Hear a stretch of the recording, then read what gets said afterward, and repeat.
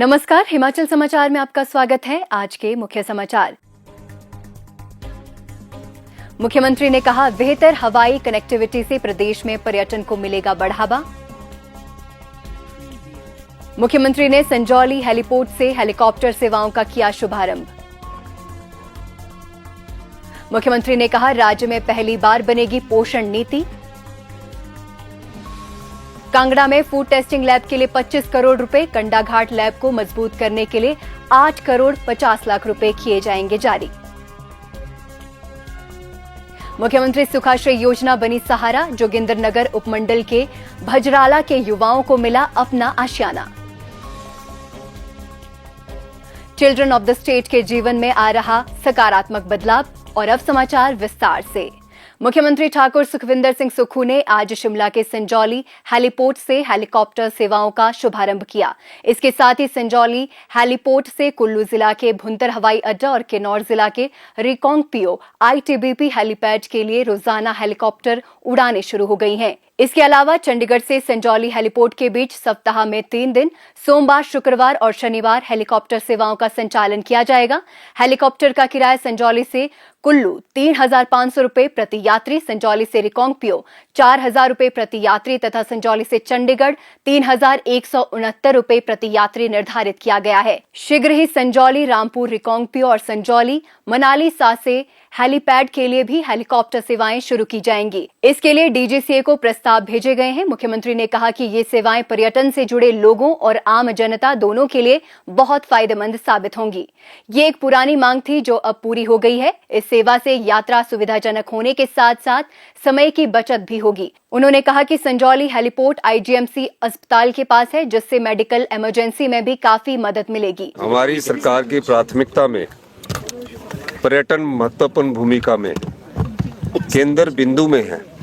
जब से हमारी सरकार आई है, पर्यटन की दृष्टि से हमने नए आयाम स्थापित किए हैं। पिछली भारतीय जनता पार्टी की सरकार ने तो सिर्फ बिल्डिंगें बनाई, 1,000 करोड़ रुपए की बिल्डिंगें बनाकर हमारी सरकार के पास छोड़ गए, जो अभी तक खाली पड़ी है। हमारी सरकार ने आके ही व्यवस्था परिवर्तन के अनुरूप हमने कहा कि हिमाचल के प्राकृतिक सौंदर्य को देखते हुए हमें पर्यटन की दृष्टि से मजबूत बनाना होगा। इस संदर्भ में मैं आज शिमला से चंडीगढ़ और चंडीगढ़ से शिमला रिकांगपिओ के लिए जो आज हेलीकॉप्टर सेवा का हम शुभारंभ करने जा रहे हैं। कुल्लू को भी इस हेली टैक्सी से जोड़ा गया है। ये हेलीपोर्ट जो है शिमला का, और काफ़ी सालों से पैसे की कमी के कारण पिछले भारतीय जनता पार्टी की सरकार ने इसको पूरा नहीं किया। श्री वीरभद्र सिंह जी ने इसका शिलान्यास किया, लेकिन पूरा काम करने का दायित्व हिमाचल प्रदेश की कांग्रेस सरकार ने किया। और जो इसके सेफ्टी मेजर्स है वो राज्य सरकार और केंद्र सरकार के जो सिविल एविएशन अथॉरिटी है उसके साथ मिलकर हमने बनाए गए हैं।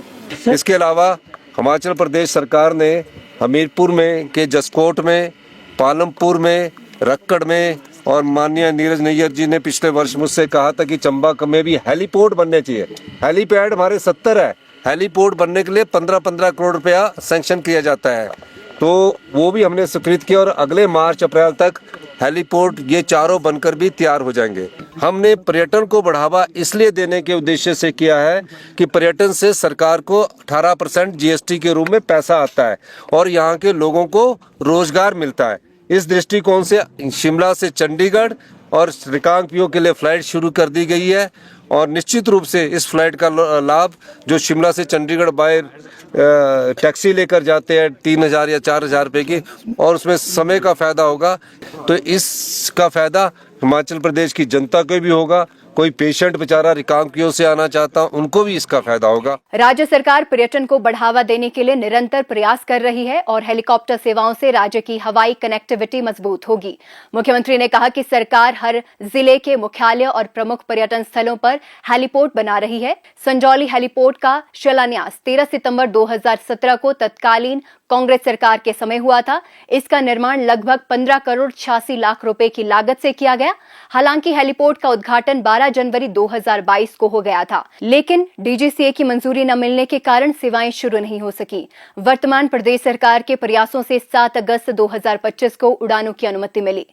मुख्यमंत्री ठाकुर सुखविंदर सिंह सुक्खू ने आज स्वास्थ्य विभाग की बैठक की अध्यक्षता करते हुए कहा कि राज्य सरकार प्रदेश की पहली पोषण नीति बनाएगी ताकि लोगों को समग्र रूप से लाभ मिल सके। उन्होंने कहा कि राज्य सरकार कई पोषण और खाद्य सुरक्षा योजनाएं चला रही है, जैसे एकीकृत बाल विकास सेवा, मिड डे मील योजना और सार्वजनिक वितरण प्रणाली। मुख्यमंत्री ने कहा कि इन योजनाओं को ध्यान में रखते हुए न्यूट्रिशनल प्रोफाइलिंग बहुत जरूरी है। इससे लोगों को भोजन में मौजूद पोषक तत्वों, कैलोरी और फूड फोर्टिफिकेशन के बारे में जागरूकता मिलेगी। उन्होंने कहा कि नीति को अंतिम रूप देने से पहले राज्य में पोषण और खाद्य परीक्षण से जुड़ी बुनियादी सुविधाओं को मजबूत किया जा रहा है। इसके तहत कंडाघाट स्थित कंपोजिट टेस्टिंग लैब को अपग्रेड किया जाएगा और नई प्रयोगशालाएं स्थापित की जाएंगी। पहले चरण में कांगड़ा जिले में नई लैब बनाई जाएगी। आने वाले वर्षों में राज्य के अन्य हिस्सों में भी क्षेत्रीय टेस्टिंग लैब स्थापित होंगी।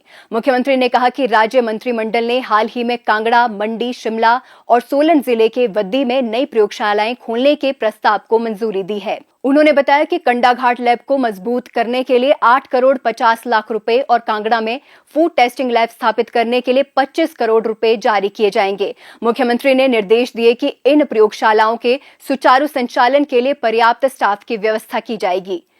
प्रदेश सरकार की महत्वाकांक्षी मुख्यमंत्री सुखाश्रय योजना जरूरतमंद युवाओं के जीवन में सकारात्मक बदलाव ला रही है। जिला मंडी के उपमंडल जोगिंदर नगर के भजराला गांव के हंसराज और अक्षित कुमार इसके सशक्त उदाहरण हैं, जिन्हें सरकार की इस योजना के तहत न केवल आवास निर्माण के लिए आर्थिक सहायता प्रदान की गई, बल्कि उन्हें आत्मनिर्भर बनने का अवसर भी मिला। इस योजना के अंतर्गत प्रदेश सरकार की ओर से दोनों लाभार्थियों को गृह निर्माण के लिए प्रथम किस्त के रूप में 1-1 लाख रुपए की राशि प्रदान की जा चुकी है। इसके साथ ही लेंटर का कार्य पूर्ण होने के उपरांत उन्हें 2-2 लाख रुपए की अतिरिक्त सहायता राशि और दी जाएगी। इस आर्थिक सहयोग से दोनों अब अपने पक्के घर का सपना साकार कर पा रहे हैं। योजना के तहत राज्य सरकार द्वारा हंसराज और अक्षित कुमार को हर माह 4-4 हजार रुपए की पॉकेट मनी भी प्रदान की जा रही है, जिससे उनकी दैनिक आवश्यकताओं की पूर्ति करने में सहायता मिल रही है। हंसराज ने इस योजना के तहत स्वरोजगार के लिए भी आवेदन किया था, जिस पर राज्य सरकार ने उन्हें 1,76,000 रुपए की आर्थिक सहायता प्रदान की है, जिससे उनके व्यवसाय को मजबूती मिली है। लाभार्थियों का कहना है कि मुख्यमंत्री सुखाश्रय योजना उनके लिए किसी वरदान से कम नहीं है। सुखाश्रय के तहत से घर बनाने के लिए ये पैसे मिले थे, जिसमें अभी एक किस्त डल चुकी है और माता पिता तो बचपन में एक्सपायर हो गए थे और उससे जीने का हमारा कोई सहारा नहीं था। तो मैं सबको सरकार का दिल से धन्यवाद करना चाहता हूँ और हमें बिजनेस के लिए भी पैसे मिल ही गए हैं, तो जिससे मैं अपना बिजनेस चला सकता हूँ अच्छे से। जो हमें पॉकेट मनी के लिए हमें 4,000 हर महीने डलता है, वो भी हमें आ ही रहा है। धन्यवाद सर। इस योजना के अंतर्गत जोगिंदर नगर उपमंडल में अब तक 4 लाभार्थियों को गृह निर्माण के लिए प्रथम किस्त जारी की जा चुकी है। इसके साथ ही 2 लाभार्थियों को व्यवसाय के लिए 3,76,000 रुपए की सहायता राशि प्रदान की गई है। इसके अतिरिक्त योजना के अंतर्गत 44 बच्चों को हर माह 4-4 हजार रुपए पॉकेट मनी भी प्रदान की जा रही है। उपमंडल में योजना के अंतर्गत शैक्षणिक सत्र 2025-26 में 5 बच्चों को अकादमिक व शैक्षणिक शिक्षा के लिए लगभग 3,78,000 रुपए की सहायता राशि प्रदान की गई है, जबकि 5 लाभार्थियों को विवाह के लिए कुल 10 लाख रुपए की आर्थिक सहायता दी गई है। हिमाचल समाचार देखने के लिए सब्सक्राइब करें यूट्यूब चैनल हिमाचल समाचार, लाइक करें Facebook page information and public relations department Himachal Pradesh और सीएमओ हिमाचल, फॉलो करें X @DPRHP और सीएमओ हिमाचल, फॉलो करें इंस्टाग्राम @DIPR हिमाचल और सीएमओ हिमाचल, विजिट करें वेबसाइट www.himachalpr.gov.in। इस अंक में इतना ही, कल फिर होगी मुलाकात। दीजिए इजाजत, नमस्कार।